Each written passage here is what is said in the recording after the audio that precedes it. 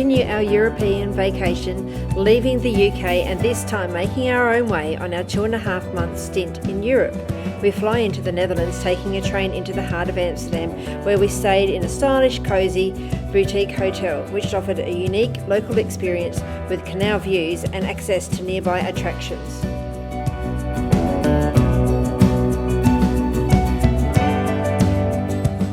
Welcome back to another episode of Travel with John and Christine.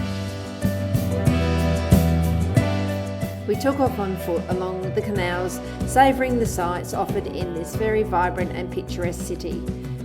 From the flower market to the busy Mertplein Square, canal boat tour and dining in local restaurants, Amsterdam offered us a mix of adventure, relaxation and cultural experiences.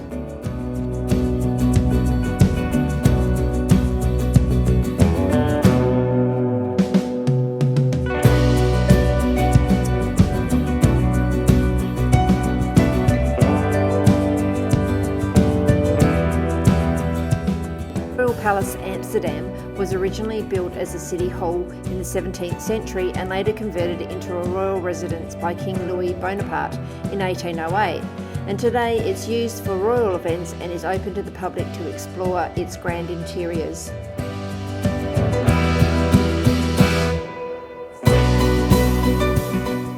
We took a canal boat tour through Amsterdam, showing us through the city's iconic canals, offering views of the historic canal houses, charming houseboats and famous landmarks. We glid past picturesque neighbourhoods and underneath narrow bridges.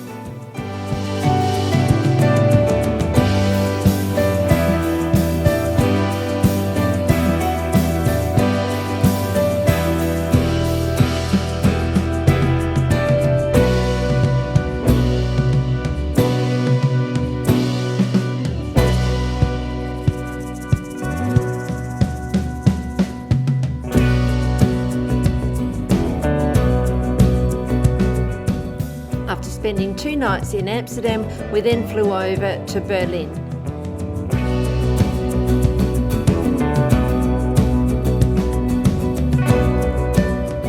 Once we landed, we then caught a train to our hotel and then set out to explore Berlin's many tourist landmarks.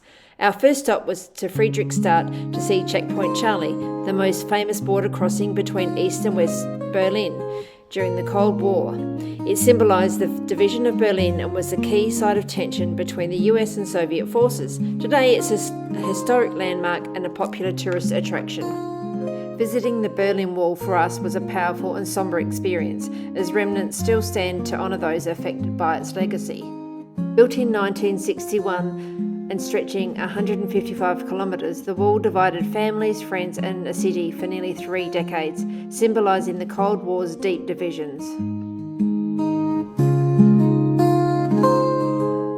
This is one of Berlin's most important art museums and exhibition spaces.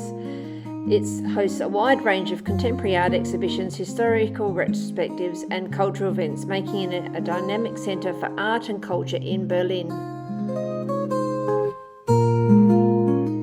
The newer Master or the new stables once sheltered the royal equerry, horses and carriages of Imperial Germany. The complex also included 3 enclosed courtyards, a riding school and the Knights College. This site serves as a solemn reminder of the atrocities committed during World War II and aims to promote remembrance and reflection on the impact of hatred and intolerance. The Brandenburg Gate is an iconic monument in Berlin, symbolising peace and unity. Built in the late 18th century, it once marked the entrance to the city. During the Cold War, it stood on the border between East and West Berlin, becoming a symbol of division. Following the fall of the Berlin Wall, the gate transformed into a powerful symbol of German reunification and is now one of the city's most famous landmarks, representing freedom and hope. We continued our walking tour in Berlin, impressively organised and structured with its well-maintained public spaces and clear city layout. The combination of historic landmarks and modern infrastructure adds to its sense of order, making it easy to explore and appreciate its cultural richness and urban design. All I want, we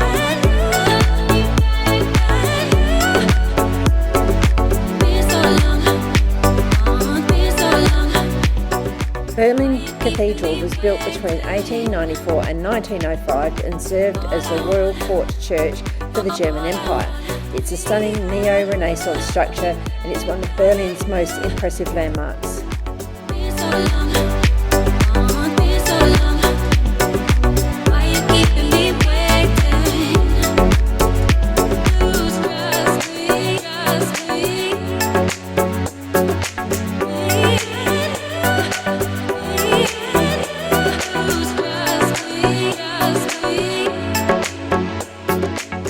Berlin's TV tower stands as the tallest structure in Germany at 368 metres tall.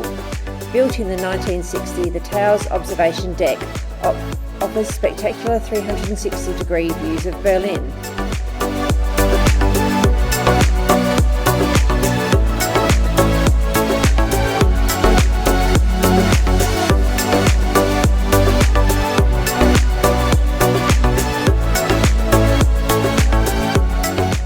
The Red Town Hall is Berlin's city hall and seat of the mayor. Named for its distinctive red brick facade, it was built in the 1860s in a neo-Renaissance style.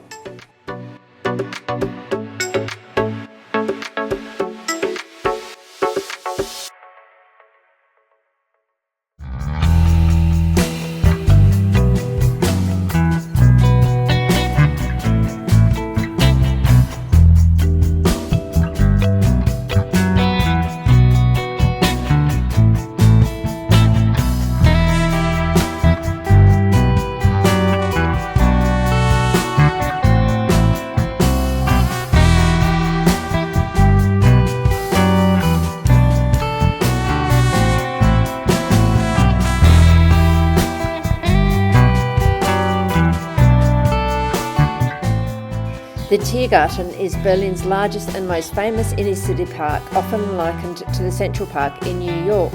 Originally it was a hunting ground for the Prussian royalty, and it was transformed in the 19th century to a public park filled with winding paths, lush meadows and tranquil ponds.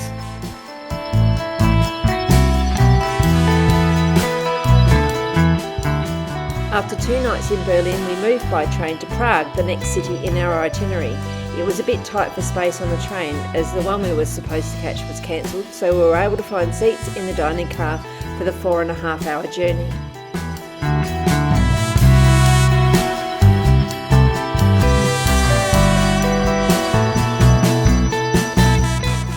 This scenic journey crosses through beautiful landscapes and amazing views, making it a popular and convenient choice between the Berlin and Prague journey.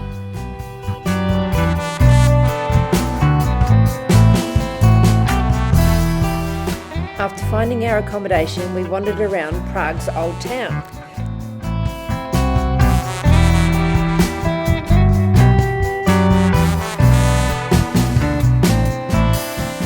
Prague's old town is a mesmerising blend of Gothic, Baroque and medieval architecture, making it feel like stepping back in time. The heart of this area is where the old town square is, and where visitors are captivated by the iconic astronomical clock, which has been fascinating onlookers with its hourly show since 1410.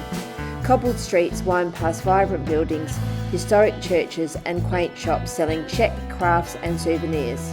6 p.m. as the astronomical clock began its hourly show, the crowd gathered in anticipation in Prague's old town square, filling the air with excitement.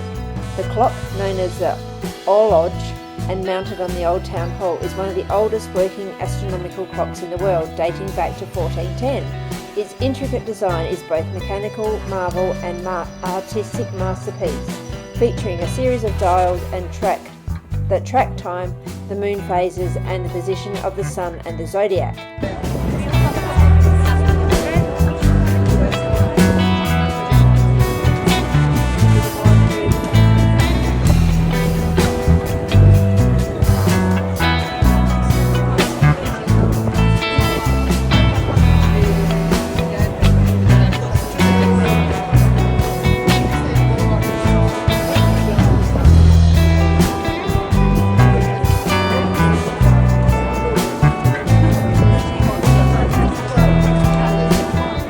As the hour strikes, the Walk of the Apostles begins. The small doors above the clock open, and statues of the 12 apostles pass by in sequence, while figures beside the clock face, such as vanity, greed and death, move in haunting yet fascinating display. The skeleton figure of death even pulls a string to mark the chime.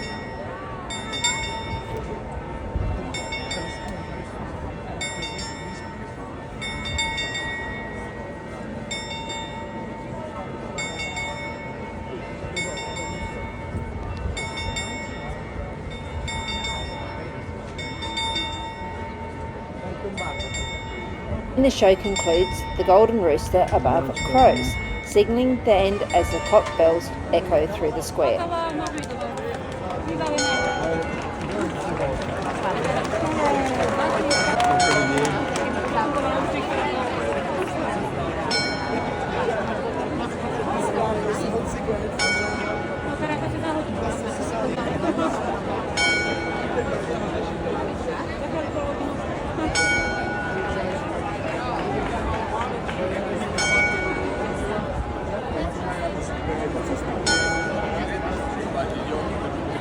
Visitors are left in awe, clapping and capturing the moment before dispersing to explore the surrounding sights.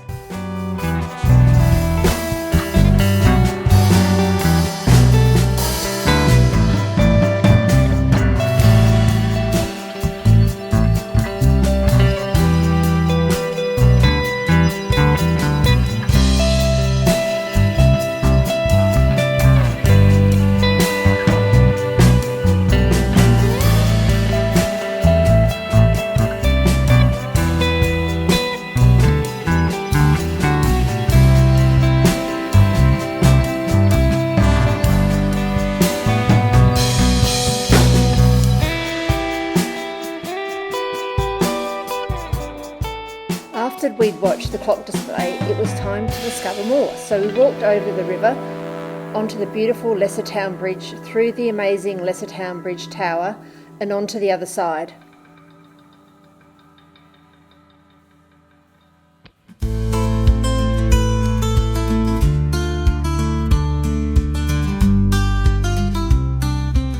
We dropped in for a refreshing ale or two at the tavern Ukrail Brapanesco, one of Prague's oldest pubs dating back to 1375 and near Prague Castle. Its medieval ambience immersed us in a historical experience with its candlelit interior, stone walls and heavy wooden furniture. We certainly enjoyed a couple of traditional Czech beers while we were there.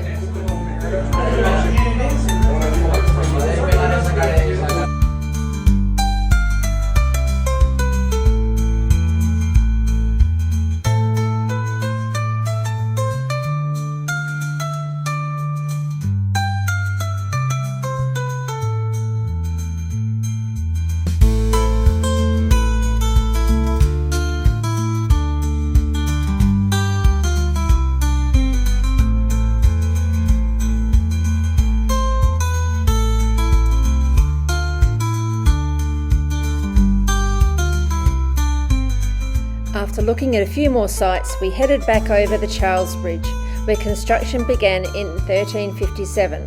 It was built without modern technology, and Charles Bridge was engineered with sandstone blocks held together with a unique mortar mix that is renowned to include egg yolks for extra strength.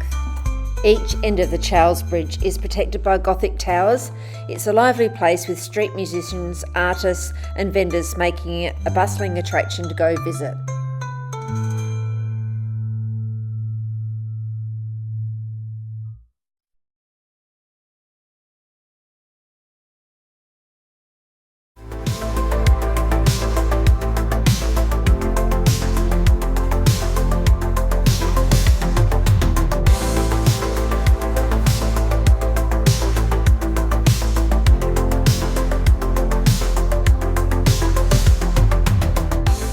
After some refreshments, we continued our welcome tour and found our way to the amazing National Museum building.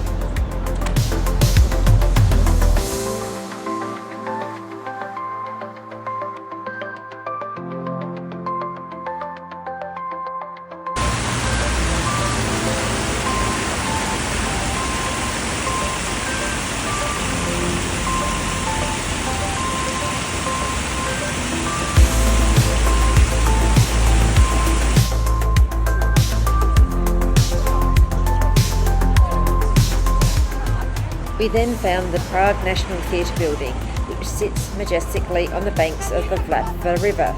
Its ornate architecture and grand design reflecting a blend of cultural pride and artistic ambition.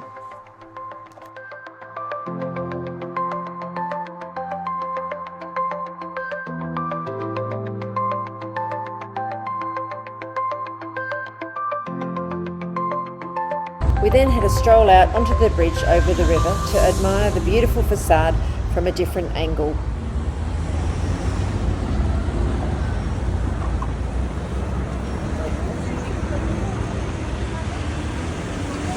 We were just so amazed at the beauty of the ornate buildings and the ambience of Prague Old Town, both by day and by night.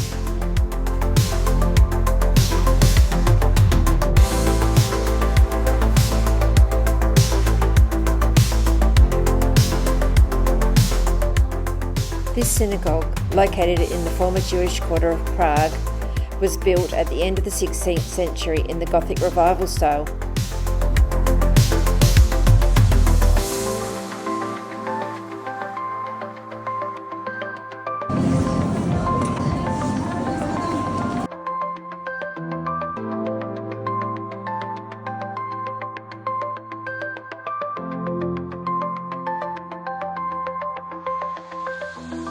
St Nicholas Church also features an elaborate organ with over 4,000 pipes, which was played by Wolfgang Mozart when he visited Prague in 1787.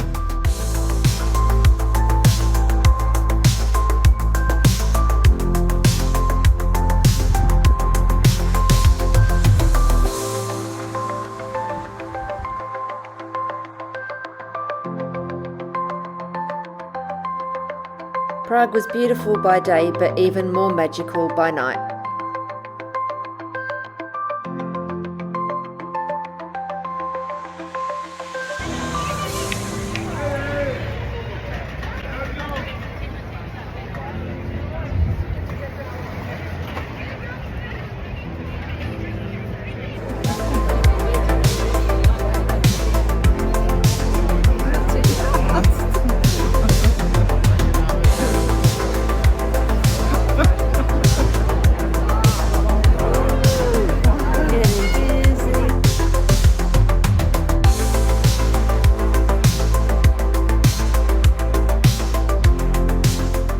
This statue commemorates the memory of Mozart's opera Don Giovanni, which premiered in the adjacent theatre in 1787.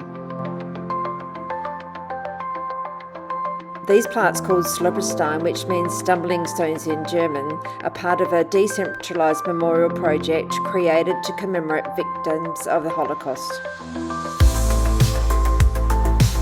The Powder Tower, or the Powder Gate, is one of the original city gates of Prague. It separates the old town from the new town. This theatre in Prague was originally a Baroque church and then later used as a custom house.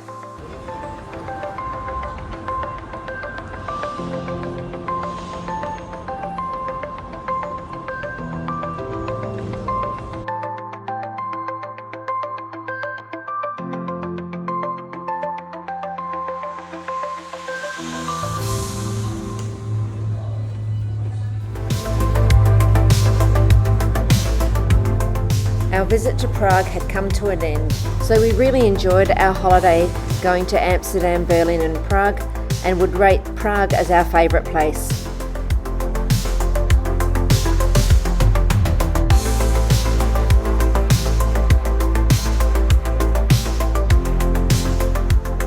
Join us now as we travel across Europe and land in Madrid for the next part of our journey. Don't forget to like and subscribe. Thanks for watching, and we'll see you next time.